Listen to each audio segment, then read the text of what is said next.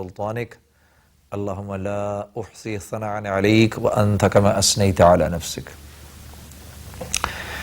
خواتین و حضرات، بعض لوگوں کو دیکھا گیا ہے کہ وہ روزہ ایسے رکھتے ہیں کہ سحری نہیں کرتے اس میں۔ یہ ایک بہت ہی بری بات اور بہت ہی بری عادت ہے، اور سحری کے بغیر روزہ رکھنا جو ہے اس میں سب سے بڑی جو برائی ہے وہ یہ ہے کہ اس کی عادت پڑ جاتی ہے سحری کے بغیر روزہ رکھنے کی۔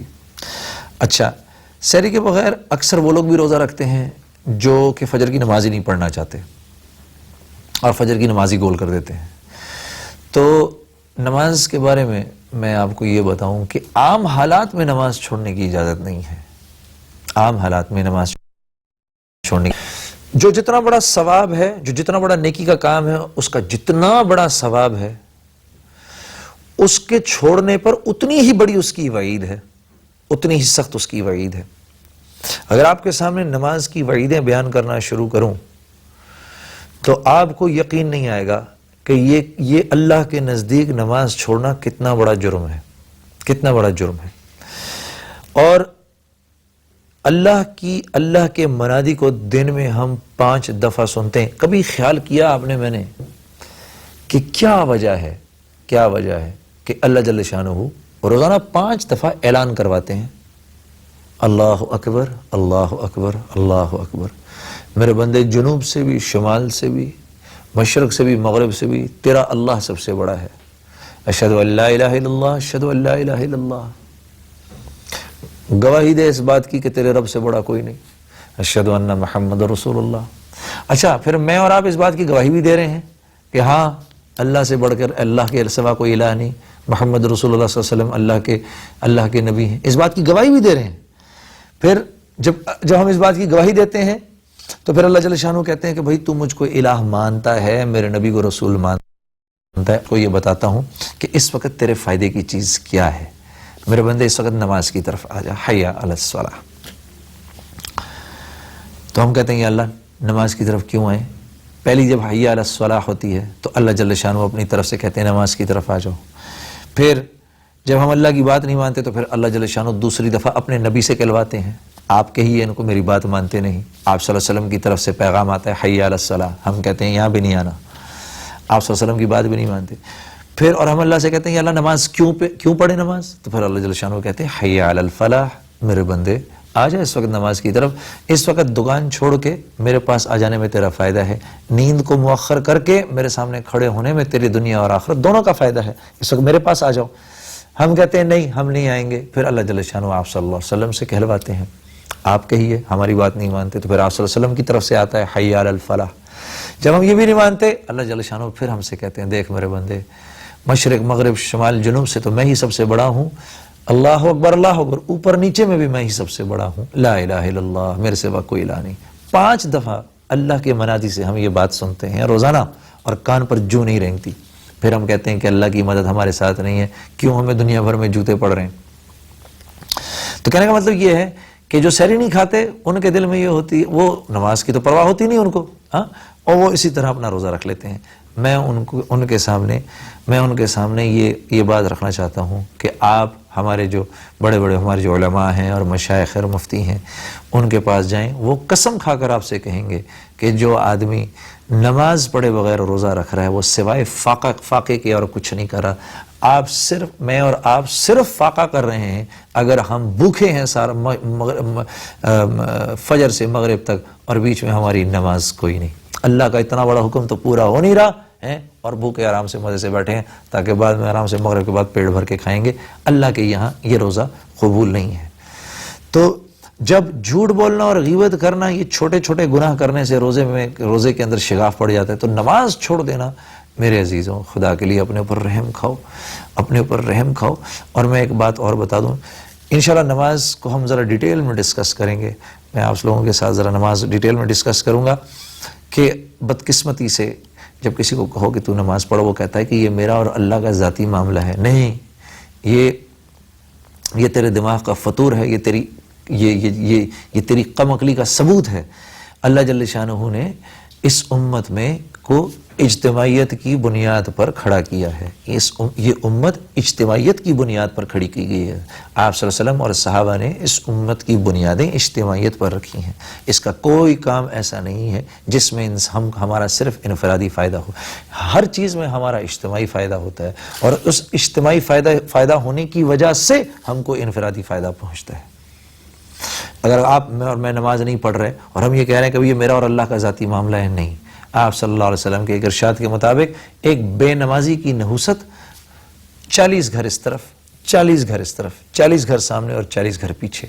اب آپ مجھے خود بتائیے کہ آپ کی بات کو مانوں یا رسول اللہ صلی اللہ علیہ وسلم کی بات کو مانوں. تو میرے عزیزوں، یہ جو سحری نہ کھانا ہے اس سے بچو. میں آپ کو اس کی وجہ بتا دوں. آپ صلی اللہ علیہ وسلم کا ارشاد ہے کہ خود حق تعالی شانہ اس کے فرشتے سحری کھانے والوں پر رحمت نازل فرماتے ہیں. حضور صلی اللہ علیہ وسلم کا ارشاد ہے کہ خود حق تعالی جل شانہ اور اس کے فرشتے سحری کھانے والوں پر رحمت فرماتے ہیں، رحمت نازل فرماتے ہیں. کس قدر اللہ جل شانہ کا انعام اور احسان ہے کہ روزے کی برکت سے اس سے پہلے کھانے کو جس کو سحری کہتے ہیں امت کے لیے ثواب کی چیز بنا دیا، امت کے لیے ثواب کی چیز بنا دیا، اور اس میں بھی مسلمانوں کو اجر دے دیا. بہت سی احادیث میں سحر کھانے کی فضیلت اور اجر کا ذکر ہے. علامہ عینی رحمۃ اللہ علیہ نے 17 صحابہ سے اس کی فضیلت کی احادیث نقل کی ہے اور اس کے مستحب ہونے پر اجماع نقل کیا ہے. بہت سے لوگ کاہلی کی وجہ سے اس فضیلت سے محروم ہو جاتے ہیں. بعض لوگ تراویح پڑھ کر کھانا کھا کر سو جاتے ہیں اور وہ اس ثواب سے محروم رہتے ہیں، اس لیے کہ لغت میں سحر اس کھانے کو کہتے ہیں جو صبح کے قریب کھایا جائے، جیسا کہ قاموس نے لکھا ہے. بعض نے کہا ہے کہ آدھی رات سے اس کا وقت شروع ہو جاتا ہے. تو میرے عزیزوں، سحری نہ چھوڑیے، ضرور کھائیے. آئیں اس کو بھی تھوڑی سی آئیے ابھی اس کو ہم مزید ڈیٹیل میں ڈسکس کرتے ہیں اس بریک کے بعد. محمد کا روزہ قریب آ رہا ہے.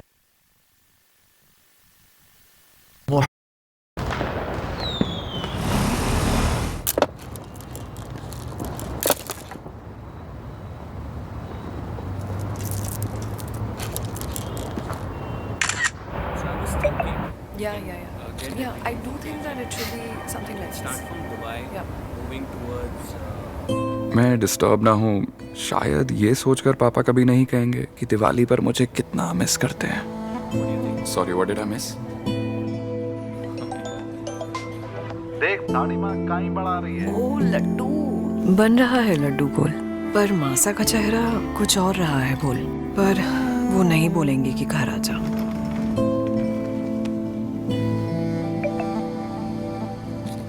اماں میرے پروجیکٹس کے بیچ میں کبھی نہیں بولیں گی کہ رنگولی تیری والی اب سٹکر والی ہے.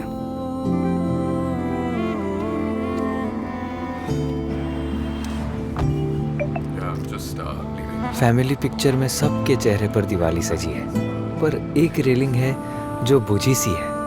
چلو.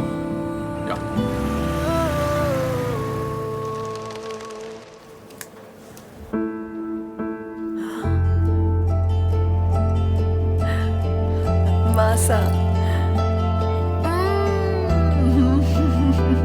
تو مل مجھ سے،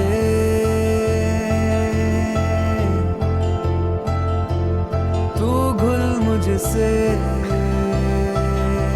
آئیے تو مل مجھ سے، تو گھل مجھ سے. یہ لیفٹ میں لگاؤں یا رائٹ میں؟ راہ دیکھے یہ گھر کب سے. کہیں گے نہیں، پر ہم دیکھ سکتے ہیں. ان کی دیوالی تو ہم سے ہی ہے.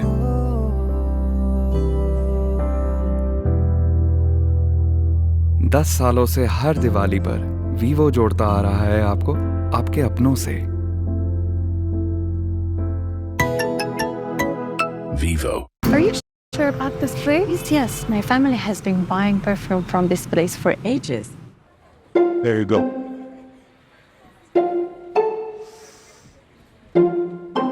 And this one. Wow. I hope Ajmal has maintained its legacy and high quality standards. Yes, ma'am. Ajmal Perfumes is among the first to blend Tehnal Oud and natural oriental oils into EDPs. Our fragrances are crafted with a commitment to creativity, purity, and years of experience. We dedicate ourselves to quality and craftsmanship. We also take pride producing the finest oud globally, reflecting our tradition of excellence. And that's why they known us the King of Oud. That's true.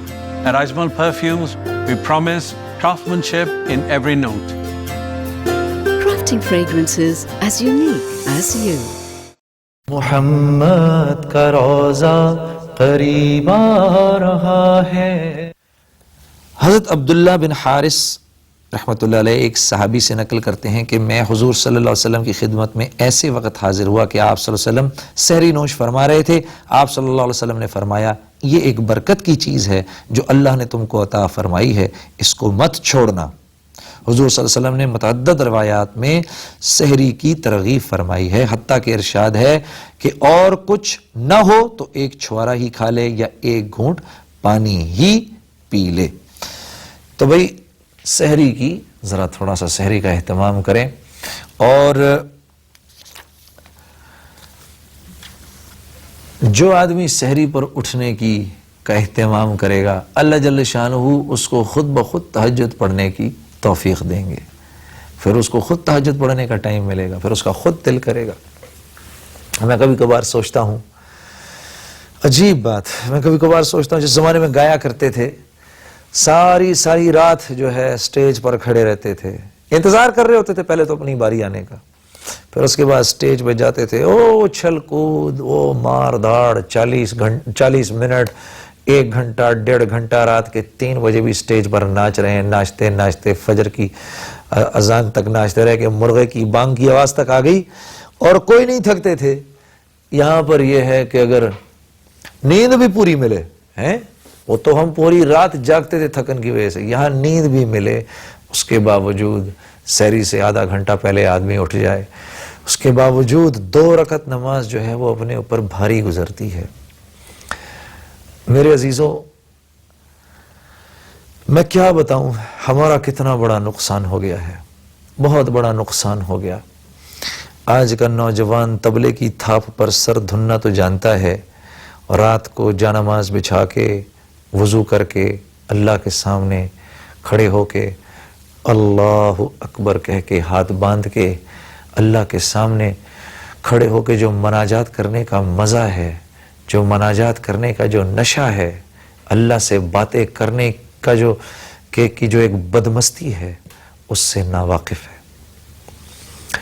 یہ اللہ والے ایسے ہی نہیں کہا کرتے کہ اگر لوگوں کو پتہ چل جائے کہ ہمارے دل میں کتنا سکون ہے تو بخدا اللہ کی قسم ان کے حکمات تلواریں لے کر آئیں اور ہمارے سینوں کو کاٹ کے لے جائیں. یہ بات ایسی نہیں کہتے. ایک بزرگ کا میں کال پڑھ رہا تھا, فرما رہے تھے جتنا سکون چین اور اطمینان ہمیں ہے اگر اتنا ہی جنت والوں کو ہوگا تو پھر تو وہ بڑے مزے میں ہوں گے. آپ کو میں بتاؤں, جب تک اللہ سے یاری نہیں لگاؤ گے, جب تک اللہ سے دوستی نہیں کرو گے, اس وقت تک سکون چین اطمینان نہیں ملے گا. کروڑوں روپے ہوں گے, کروڑوں روپے ضرور ہوں گے اکاؤنٹ کے اندر, لیکن دل بے چین ہوگا. ہزاروں لاکھوں روپے کی اور کی گاڑیاں ضرور ہوں گی, لیکن میرے بھائیو دوستو, جو اس میں بیٹھنے والے ہوں گے ان کے دل اندر سے بالکل خالی ہوں گے. بڑے بڑے مکانات ضرور ہوں گے, لیکن دل کا مکان وحشت سے بالکل بھائیں بھائیں کر رہا ہوگا. تو یہ جو نماز ہے نا, یہ ایک ایسا اللہ کا انعام ہے کہ اس کو پڑھ کے جو سکون چین اطمینان ملتا ہے, اس کا ثواب تو الگ ہے, جو اس کا ثواب ہے وہ تو الگ ہے, لیکن جو اس کو پڑھ کے جو مزہ آتا ہے, اور اندھیری رات میں کر کے دیکھنا, اگر آپ واقعی مجھے اپنا مخلص سمجھتے ہیں تو کر کے دیکھیے گا ایک دفعہ. آدھی رات کو جب ستارے بھی سو جائیں, جب چاند بھی اپنا منہ لپیٹ لے, جب سب لوگ خواب خرگوش میں ہوں, اس وقت اٹھو, اپنے نفس کو تھوڑا سا سمجھا کے کہ دیکھ اٹھ جا, یہ تھوڑی سی دنیا ہے, تھوڑے سے وقت کی زندگی ہے, اٹھ ابھی, اور اٹھ کے وضو کر کے میرے رب کے سامنے لے جا کے مجھے کھڑا کر. اور جب آپ کھڑے ہوں گے اس قربانی کے اوپر اللہ جل شانہ جو آپ کو ایمان کی حلاوت دیں گے, اور پھر جو آپ کو اور لمبی لمبی رکعتیں پڑھو, اللہ کے سامنے سر جھکاؤ. تہجد میں جو کھڑے ہوتے ہیں وہ ان کو اللہ جل شانہ خاص صحت عطا کرتے ہیں, خاص صحت عطا کرتے ہیں. تہجد کا اہتمام کرو اور صحت مند ہو جاؤ. تہجد کا اہتمام کرو اور صحت مند ہو جاؤ. یہ تہجد کی جو نماز ہے وہ بہترین صحت کی گارنٹی ہے. حضرت عمر رضی اللہ تعالیٰ عنہ کا ایک قول ہے, ہم نے بہترین زندگی کم کھانے, کم بولنے اور کم سونے میں گزاری. تو بھائی سحری پہ اٹھو گے تو تہجد کی بھی نماز اللہ جل شانہ اس کی بھی توفیق دیں گے. اور میں نے پچھلے پروگرام میں ایک چھوٹی سی بات عرض کی تھی کہ مشائخ نے روزے کے آداب میں 6 امور تحریر فرمائے ہیں. 6 امور تحریر فرمائے ہیں, وہ بھی آپ کے سامنے میں دوبارہ سے عرض کر دوں گا. پچھلے پروگرام میں ہمیں موقع نہیں ملا ان کے بیان کرنے کا.